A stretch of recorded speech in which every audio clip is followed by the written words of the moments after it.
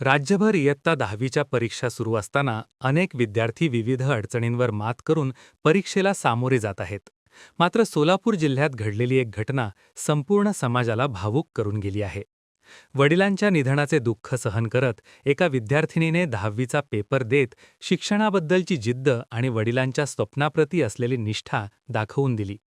धनश्री भिकाजी पवार असे या धाडसी विद्यार्थिनीचे नाव आहे. धनश्रीचे वडील भिकाजी पवार यांचे शुक्रवारी सकाळी अल्पशा आजाराने दुःखद निधन झाले.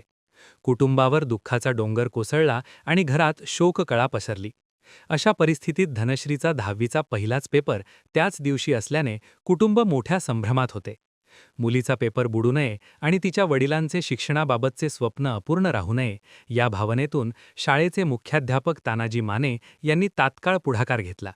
ते स्वतः धनश्रीच्या घरी गेले, नातेवाईकांशी चर्चा केली आणि अंत्यविधीची वेळ 2 तास पुढे ढकलण्याची विनंती केली. कुटुंबियांनीही मुलीच्या भविष्यासाठी या निर्णयाला मान्यता दिली.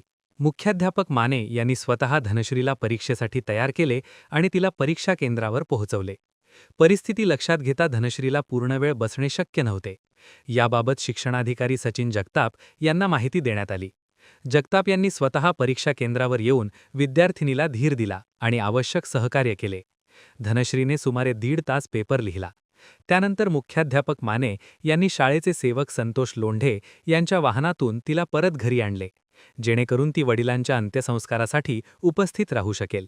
वडिलांच्या निधनाच्या दुःखातही शिक्षणाला प्राधान्य देण्याचा घेतलेला निर्णय आणि शिक्षकांनी दाखवलेली संवेदनशीलता पाहून उपस्थित नातेवाईक व ग्रामस्थांच्या डोळ्यात अश्रू तरळले.